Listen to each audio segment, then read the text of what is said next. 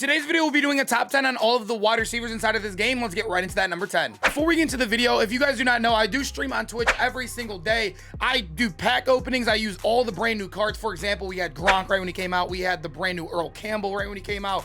We use everything. We do everything. You can ask me questions about the top 10s. Make sure to come check me out on Twitch. Come say what's up. And let's get right into that number 10. At number 10, we do have Deion Sanders. We've actually had a couple wide receivers added since the last one. I think we've had like 3 or 4 new players actually on this top 10. But you guys can see Deion at the 99 base speed. I do feel like higher base speed does feel a little bit better in some situations.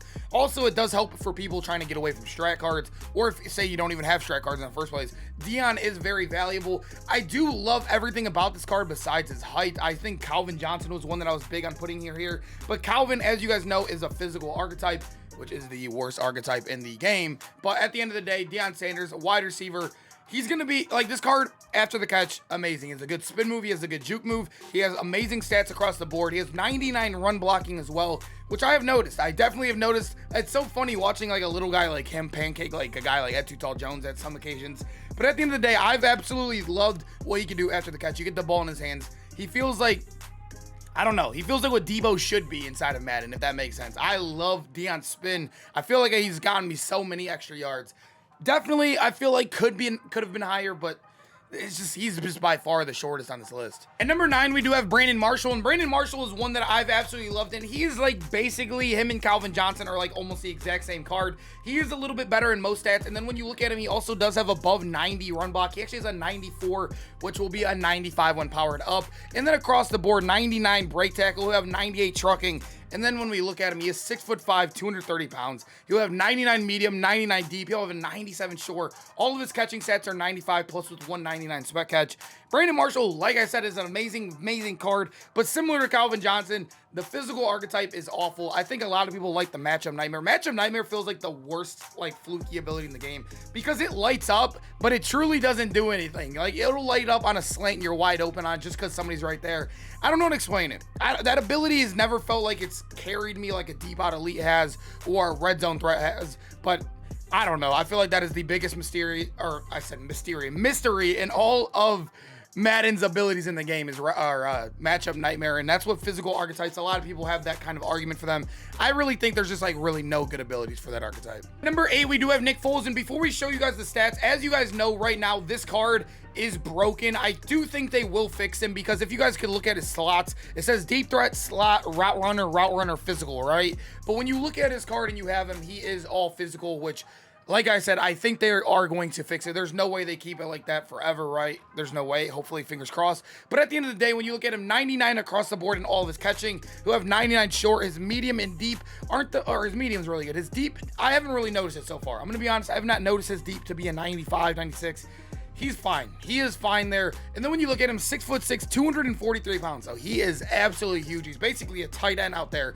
He's only gonna have 98 speed, right? But he is 6'6". Like I said, they'll fix his ability sooner or later. He also has 99 run block, 91 break tackle. He's an all-around good card. I also think this card is super fun to play with. It's super weird seeing him out there, but he makes a lot of plays. He has a good juke move as well, believe it or not, for being that big.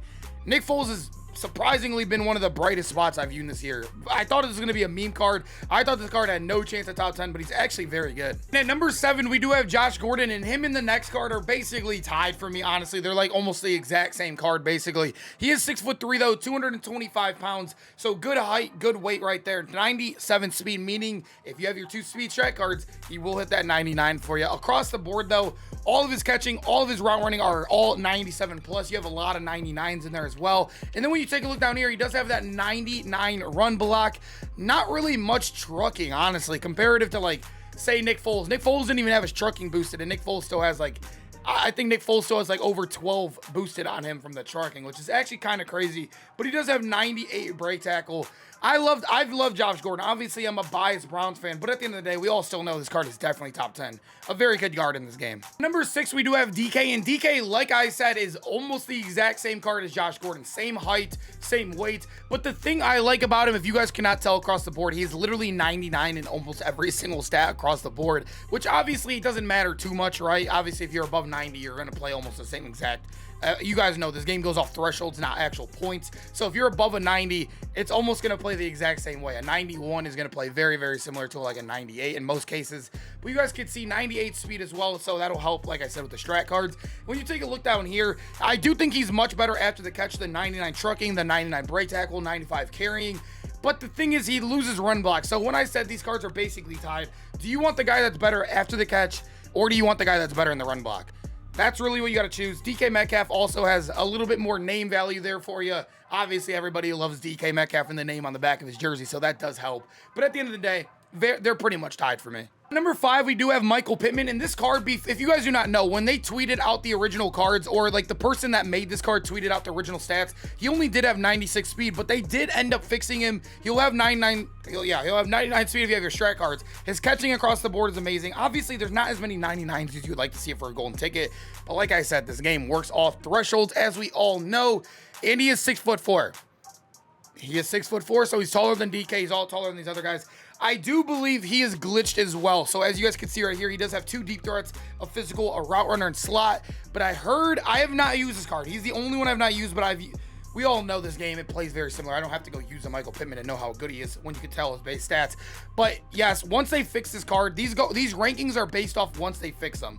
Hopefully they fix them, but at the end of the day, a physical archetype being by itself obviously sucks, but once he gets to like where he should be and has a route runner archetype, a deep threat, and you can get all the good abilities for cheap, he's a perfect wide receiver. Very good card. This is a very underrated card. At number 4, we do have Plaxico Burress, and this is one that I actually just got to use recently. I love this card. I absolutely love him. He has 99 speed on my team. He is 6'5", 230 pounds, so he's a big wide receiver. He's gonna have 99 catching, 99 catching traffic, 99 spec catch, and then when you look at his route running, all amazing right there. The short, like I said, you don't notice it. I know a lot of people like to nitpick the 95s and the golden ticket. You don't notice it. Trust me, you do not notice it. I play this game way too much. You don't notice 95's difference from a 99 as much as you think you do, except for like speed. I feel like speed's really the only one that really doesn't work by thresholds when we look at it. But at the end of the day, he's a really good run blocker as well. 99 there, 99 trucking, and 99 break tackle as well.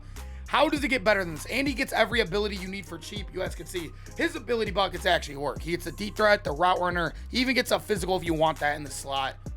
I mean, Plax is good. He's a very, very good card. Number 3, we do have Collin Johnson, and Collin Johnson is one. I love Collin Johnson. You guys can see I have him in my top 3. I've used 3 receivers in my bunch formation every single day. But the thing is, I got bored of him. So if you guys ever see me using my team, you guys know I do have a really good squad, but I got bored of him because I've been using his 97 all year. I use his 99 since the day he came out. But at the end of the day, this card is definitely still top 3. 99 speed, 99 jumping. All of his catching is amazing across the board. Really good route running as well. Like I said, not many 99s, but it's all thresholds at the end of the day. 6'6" as well. So very, very good height there. He'll have 99 run block for you, 99 trucking. Very good break tackle, catching, carrying, everything. He has good animations as well for being that big. You would think he'd be a little clunky. I love Collin Johnson. He feels amazing out there. Like I said, the only reason I got rid of him is because I just want to use new cards. Simply as that. I just want to use some of my favorite players. I actually went back to using DeAndre Hopkins. I know that card's not that good. He's only 98 speed. He's 6'1". But at the end of the day, I want to use him because I like the op. But Collin Johnson, definitely top 3 receiver in this game. At number 2, I really, really want to put him at number 1 because when I play with him, he basically feels like a number 1 for me. 99 speed on him. He's going to be 99 across the board. It's crazy to think that this card is better than most golden tickets. Obviously, when you compare him to a guy like Plax or Michael Pittman, he is shorter, right? He's 6'3", 230. But if you guys do not know, when you power up a card that has built-in abilities, you don't have to put on that terrible that bruiser ability. It's cool at first, right? But it's a waste of AP, let's be honest. You have 1 AP route tech, meaning he is the only wide receiver in the game with 1 AP route tech. The only 2 cards that have that is Gronk, who's over a mil, and then you have also, I can't even think of his name, Vernon Davis, who has it. So he's the only wide receiver in the game who gets that 1 AP route tech, making Andre Johnson a very, very valuable card. I love him. He's good in the run blocking as well. He's good after the catch with 99 trucking, 98 break tackle, 92 run block. This card it's crazy. He's better than most golden tickets because golden tickets don't get discounted AP. You guys know that. They just get the cheapest bucket. He gets 1 AP route tech, one of the best abilities in the game. That number 1 spot, I still do have Ed. I know a lot. It's weird because there's a lot of people that die by this card and there's a lot of people that hate this card. I feel like more people hate the corner card than they do the wide receiver. But this card, I've been killed by him off bailouts. You know when people chuck the ball up when they're in desperation and they come down with it. Ed just feels like the absolute bailout. I don't know what it is. He bails you out more times than he cheats you, honestly. He doesn't feel as clunky as you think he does after the catch. I don't like his spin and juke, but at the end of the day, he's so big, he's going to break a lot of tackles for you. He's only 98 speed, but this is one I feel like I don't have to like explain as much. Also, another thing too about this card, he doesn't have good run block, but when I played with him, he gets in the way. I don't know how to explain it. He gets in the way when he run blocks, so it helps a lot. I don't know. I love Ed Too Tall. He's one of my favorite cards in the game. Like I said, an absolute bailout sometimes when, you know, when you like think something's open and it's not open, you throw it. There's Ed Too Tall Jones. Boom. Touchdown. So many times. I love this card, man. I'm so happy it's in the game. I don't know. I feel like you could put Andre above him, but he just feels too good to not have a 1. All right, I hope you guys enjoyed the video. I love doing the top 10s. Obviously, it's ending the near of the year, or I don't even know if I said that right. It's near the end of the year. There we go. I got it right. I don't know if we're going to get any more cards. I want to continue this into 23, but like I said, with the slowdown of content, that means the top 10s probably will slow down. But I hope you guys enjoyed the top 10s. We're going to have them again in Madden 23, as you guys know, and I hope to see you guys in the next video. Hopefully, we get some content this week. Peace out, boys.